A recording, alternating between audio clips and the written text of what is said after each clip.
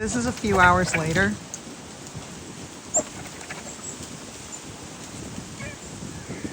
Comes S-curve. I am about to hang the cool box with the camera in it, with the technology. You would think someone who works in technology isn't going to wait 5 years to put some technology in, but I did. Sometimes things take a half a decade. Sometimes they take a full decade. I had to redesign my design.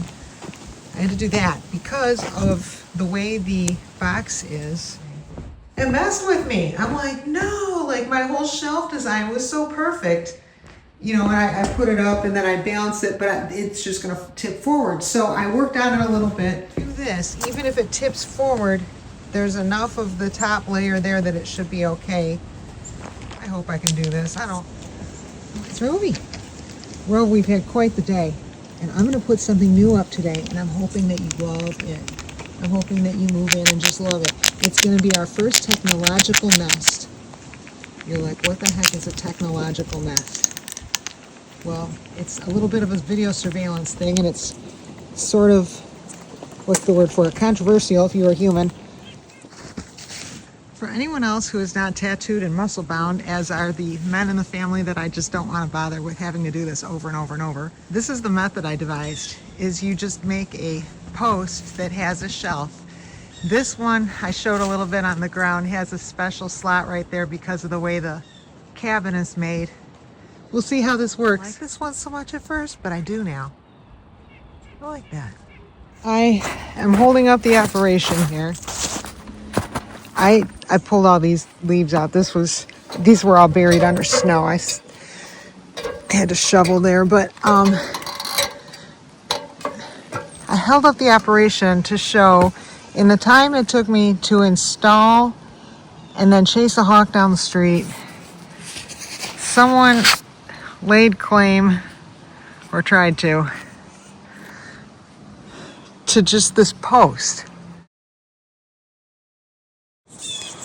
This is actually working out pretty cool. Because of that lip that they have on the bottom of the box and the adjustment I made for it, there's not even any, I just have it sat, I haven't attached it at all, but it's good. So this is gonna be easier than usual. Oh, come on, Rover, come on in. Rover, come on. Come on, Rover. Come here, Robes. I don't know why she's being shy. What I was gonna do if she came in, which I don't know why she isn't, was show the Milwaukee. The Milwaukee is the best tool because of the way these boxes are. You can't get your entire drill in, so this helps you. You put the drill bit on the end of the Milwaukee and away you go. This is the straw, not hay. Everyone goes, straw, not hay. This is the straw, not hay, that is absorbent and all this for water. The whole reason, I didn't put this in the video the other day because I thought it was self-explanatory. It's winter. So the things that the squirrels can do to fortify their nests in the spring, summer, and fall aren't available right now. We get coated in snow. They're lucky to even be able to dig out any leaves from under the snow, but when they do, they're wet and freezing, and it doesn't take a rocket scientist to think about what that must feel like to sleep in trying to warm up. So that is why I have spent some time trying to figure out what can I do to make their lives a little better. And that's where the straw, not hay idea came in. This is not hurting my hand. It's not prickling my hand, so I imagine it won't prickle eyes. The other stuff that was from the rehabbers, the supposed rehabbers, by rehabbers, for rehabbers, cabins, that was so prickly, I would imagine it just prickling somebody's eyes. So this will be the first time I'm going to try this in the new nest with the camera. The only religious teaching my dad ever gave us was some song that went, if it's good enough for Jesus, it's good enough for me. So essentially here what we've done is made a manger. There's the camera. There's a manger for the squirrels. So if it's good enough for Jesus, it's good enough for the squirrels. And it looks like it's piled up high, but it's because I had to push it towards the back. When they get in, it's gonna come more towards the front and the level's gonna go down. So I'm ready to close the box and then we'll get this thing fired up, software-wise. And now we wait. I guess I'll get the ladder down and then I'll say the dramatic. And now we wait. Okay, now we wait. Now we wait. This is the one that has the long entrance because the company that makes it said they had a report of a cougar. They said they had a report of a cougar trying to reach in to one of the places, so they made the entrance longer and more covered. There we go. And down at the base is one of my good old-fashioned hides where I used to go around the different woods and pick up good-looking logs, and so they can get in and hide in there. Doesn't always work when the snow piles up, but we're in a melt right now. I took the snow off of these because of what I had to do. This by rehabbers for rehabbers company really gets me because, like, do they not realize there's no relation to the tree there with the entrance? There's no, if a squirrel is running up the base of a tree to escape a hawk, to get into that entrance, they would pretty much have to, I mean, yeah, they put little grooves there, but I don't know. I've never actually seen squirrels use that.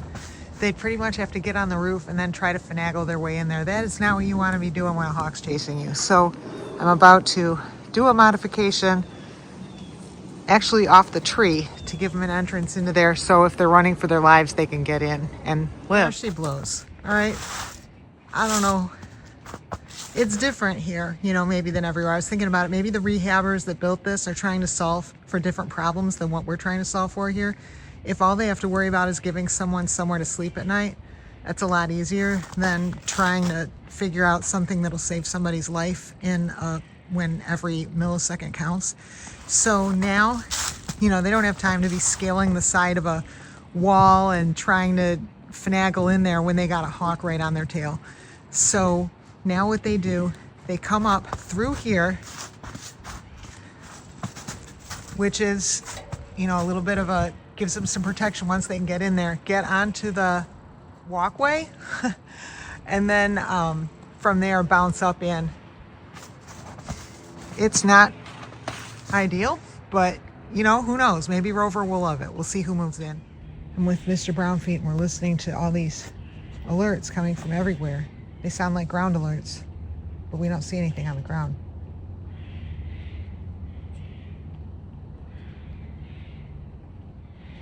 Is that Floppy?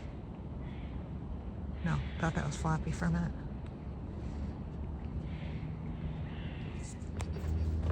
What do you say, Mr. Brownfeet? What's going on with all these sounds? Can I have a high five? Oh, it's been a while. It's been a while. I actually like it. I do. It's very unique. The only thing I don't like about it is over here. I might do something with the right end of it at some point, but for now, this should work. They made it so hard today. By made it, I mean tried to make. The placard fell off the cabin. Oh no. Yikes, it was a big day. That looks pretty cool, doesn't it? I'm not super happy that I had to jerry-rig something myself, but it actually turned out pretty cool anyway. Just need somebody to move on in, or at least try it out. It's not as spectacular from this side, but there it is. They put that latch on thinking people would pull up from the top to change the batteries in the camera, but it's so high up there. For me, it's gonna be open the front door and then pull the camera down and change the batteries. All right, this one's at least interested in the dry leaves, which nobody has seen in 10,000 years here. Down at the base of the, if you would just go in there, dude, you wouldn't even need leaves. I've got this cool stuff called straw, not hay. That's, I guess, squirrel speak for straw. You can't just say straw, you have to say straw, not hay. And I guess that makes sense because there could be someone who watches like a single video and thinks, oh, look, hey, I'll use hay. And you don't want to do that. It's like the exact opposite of what you want. I've got Rover here and everything's all installed. I'm hoping somebody will get curious. This is one of Rover's kids. Whoa, and there's Mr. Brownfeet. I think that's Mr. Brownfeet. He was just here. And I'm hoping someone gets curious enough to check it out. There she goes. She is. Is she climbing it? It's a tree house. I'm making them more and more like tree houses, like the kind of thing every kid wants. All right, Rover is at the base of the tree, having noted that it is no longer all covered in snow and you can actually use it as a hide, which is good information. Come on, Rover. Climb it. Climb it, girl. Got lots of alert type noises going on, so she might not be in explorer mode right now. Yeah,